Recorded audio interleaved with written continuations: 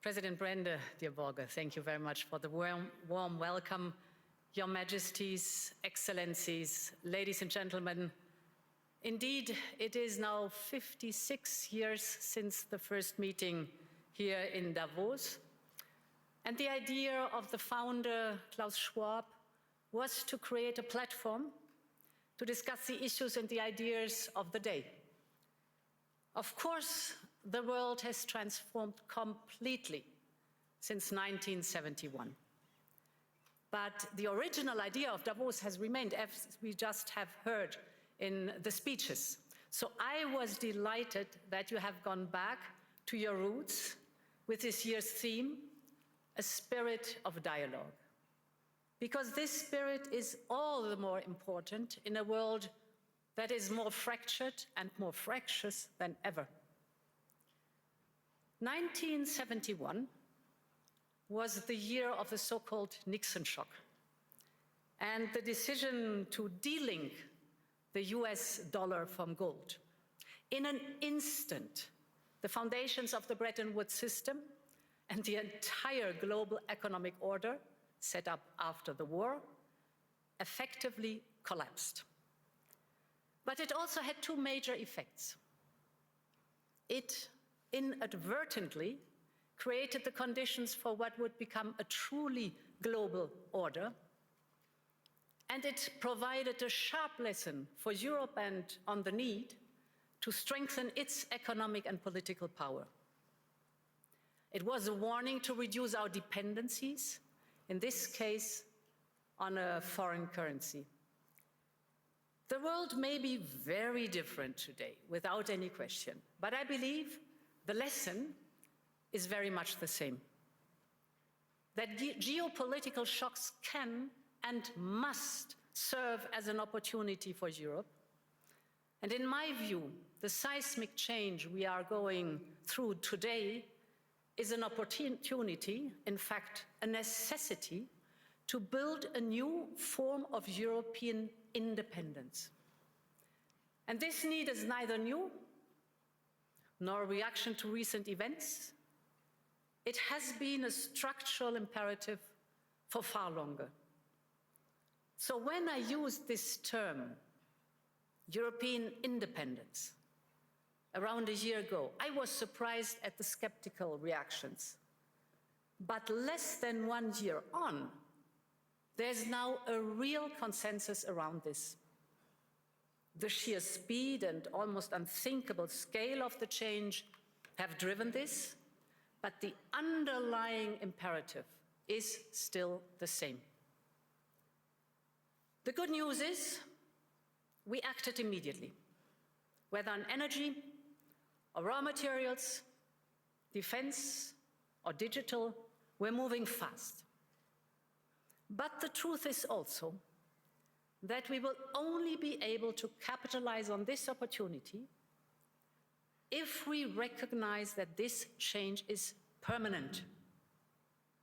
Of course, nostalgia is part of our human story, but nostalgia will not bring back the old order. And playing for time and hoping for things to revert soon will not fix the structural dependencies we have. So my point is, if this change is permanent, then Europe must change permanently too. It is time to seize this opportunity and build a new independent Europe. And ladies and gentlemen, this new Europe is already emerging. On Saturday, I was in Asunción, in Paraguay, to sign the EU-Mercosur trade agreement. It was a breakthrough after 25 years of negotiations. And with it, the European Union and Latin America have created the largest free trade zone in the world, a market worth over 20% of global GDP, 31 countries with over 700 million consumers, aligned with the Paris Agreement. So this agreement sends a powerful message to the world that we are choosing fair trade over tariffs, partnership over isolation, sustainability over exploitation, and that we are serious about de-risking our economies and diversifying our supply chains. And that will not stop in Latin America. Last year, we reached new agreements with Mexico, Indonesia, and Switzerland, our host country. We're working on a new free trade agreement with Australia. We are also advancing with the Philippines, Thailand, Malaysia, the United Arab Emirates, and more. And right after Davos, the next weekend, I will travel to India. There's still work to do, but we are on the cusp of a historic trade agreement. Indeed, some call it the mother of all deals. One that would create a market of 2 billion people, accounting for almost a quarter of global GDP. And crucially, that would provide a first-mover advantage for Europe with one of the world's fastest growing and most dynamic continents. Europe wants to do business with the growth centers of today and the economic powerhouses of this century, from Latin America to the Indo-Pacific and far beyond. Europe will always choose the world, and the world is ready to choose Europe.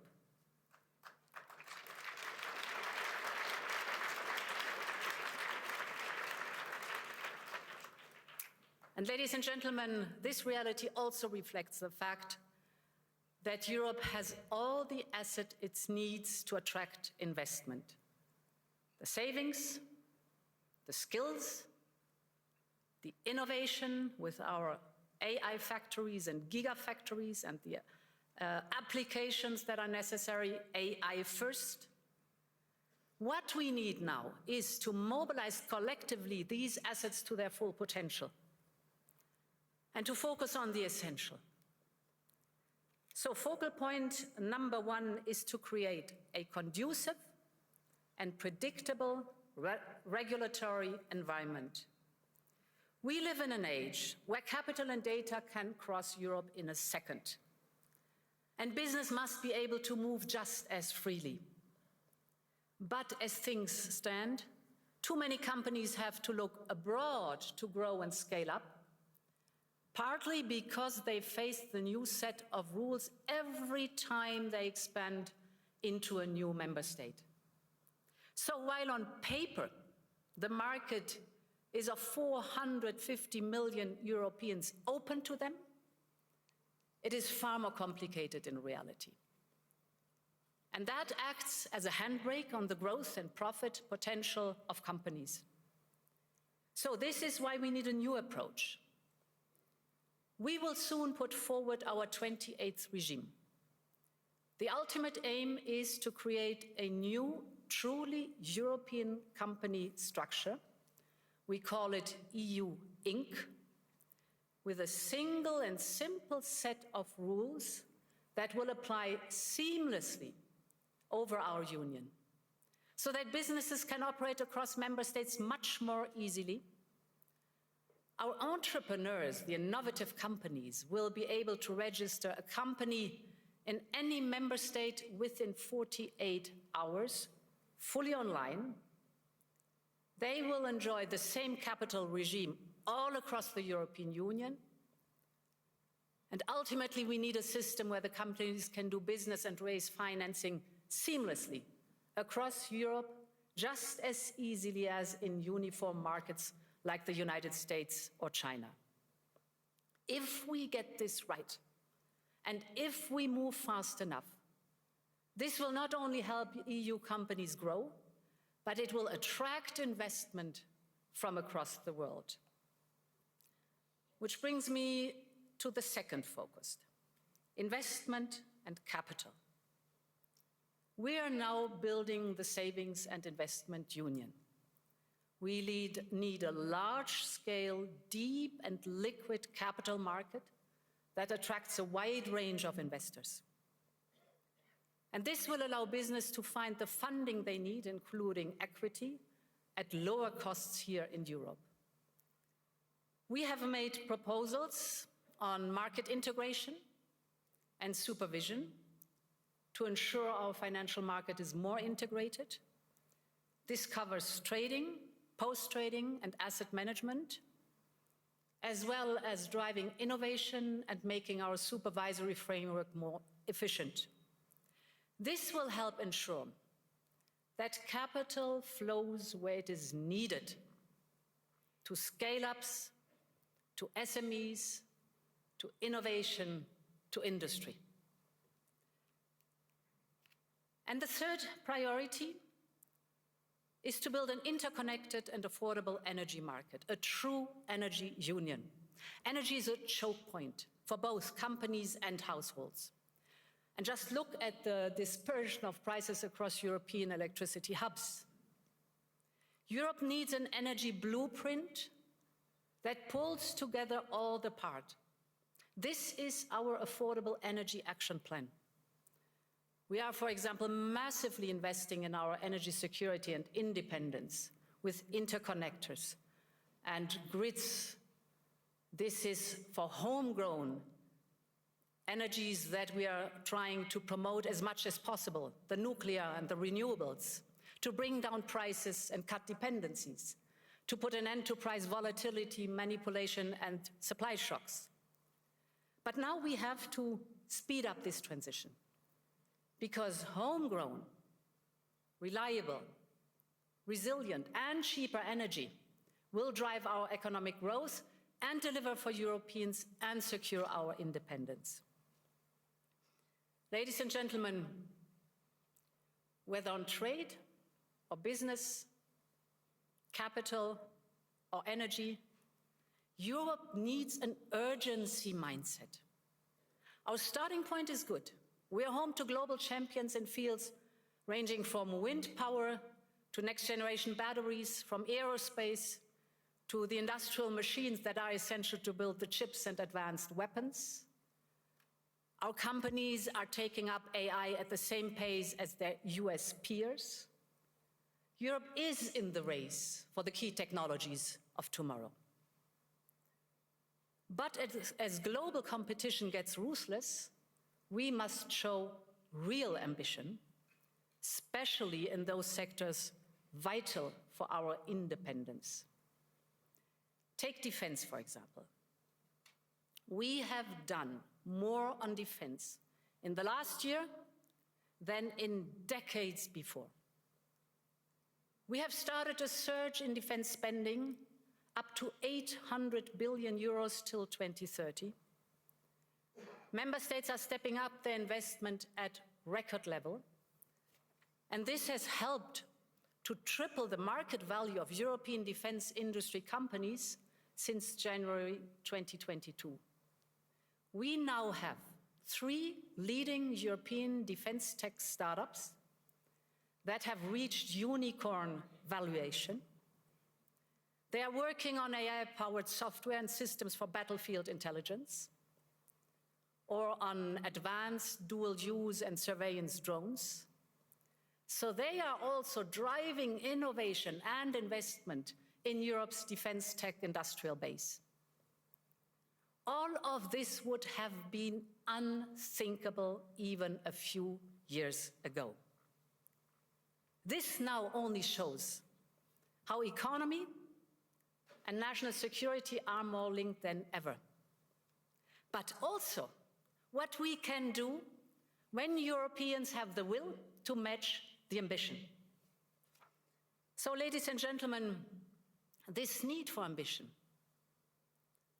is most important when it comes to the security of our continent. In just over a month, we will mark the 4th anniversary of Russia's war of aggression against Ukraine. 4 years on, Russia shows no sign of abating, no sign of remorse, no sign of seeking peace. On the contrary, Russia is intensifying its attacks, killing civilians every day as we speak. Just last week, its bombing of Ukraine's energy infrastructure left millions facing darkness, cold, and water shortages. This must end.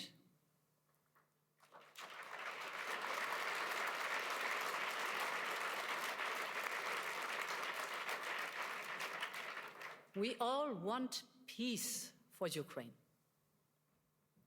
We recognize President Trump's role in pushing the peace process forward, and we will work very closely with the United States. And we all agree that, therefore, Ukraine must be in a position of strength to go to the negotiation table. And this is why we Europeans have decided to provide Ukraine with a loan of 90 billion euros for 2026 and 2027. With this support, we make sure that Ukraine can bolster its defense on the battlefield, strengthen its defense capabilities for a peace agreement, and keep basic services running. Above all, it reaffirms Europe's unwavering commitment to the security, the defense, and the European future of Ukraine. And in parallel, we decided to permanently immobilize the Russian assets, and that we reserve the right to make use of them. This should serve as a stark reminder to Russia and as a message to the world.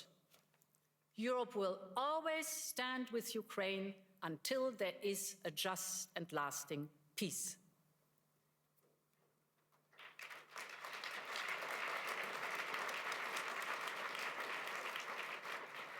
Ladies and gentlemen, I've spoken a lot today about European independence, on partnerships, on prosperity and security. So I would like to conclude with Greenland, an issue which cuts to the heart of all three of these imperatives. When it comes to the security of the Arctic region, Europe is fully committed. And we share the objectives of the United States in this regard. For instance, our EU member, Finland, one of the newest NATO members, is selling its first icebreakers to the United States. And this shows that we have the capability right here in the ice, so to speak. It shows that our northern NATO members have Arctic-ready forces right now. And above all, that Arctic security can only be achieved together. And this is why the proposed additional tariffs are a mistake, especially between long-standing allies. The European Union and the United States have agreed to a trade deal last July. And in politics, as in business, a deal is a deal. And when friends shake hands, it must mean something. Ladies and gentlemen, we consider the people of the United States not just our allies, but our friends. And plunging us into a downward spiral would only aid the very adversaries we are both so committed to keeping out of the strategic landscape. So our response will be unflinching, united, and proportional. But beyond this, we have to be strategic about how we approach this issue. And this is why we are working on a package to support Arctic security. First principle: full solidarity with Greenland and the Kingdom of Denmark. The sovereignty and integrity of their territory is non-negotiable. Second, we're working on a massive European investment surge in Greenland. We will work with Greenland and Denmark hand in hand to see how we can further support the local economy and infrastructure. Third, we will work with the United States and all partners on wider Arctic security. This is clearly in our shared interest, and we will step up our investment. In particular, I believe we should use our defense spending surge on a European icebreaker capability and other equipment vital to the Arctic security. And fourth, in the same spirit, we need to work with all our regional partners to strengthen our common security.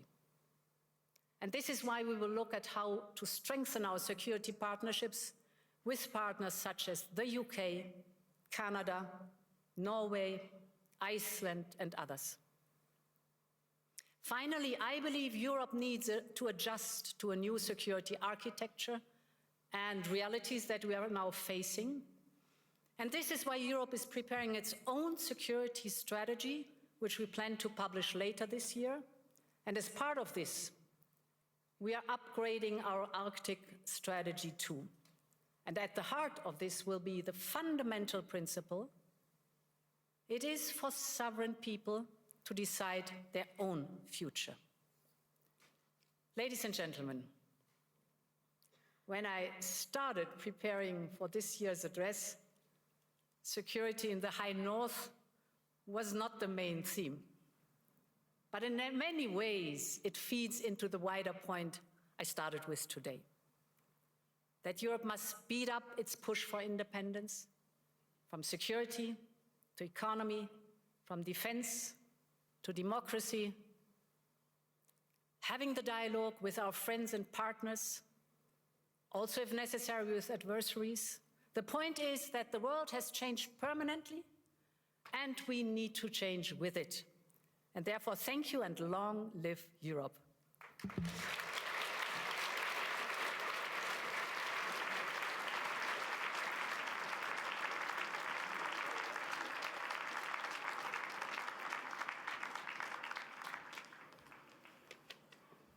Madam President, there is not much to add, but a big thank you.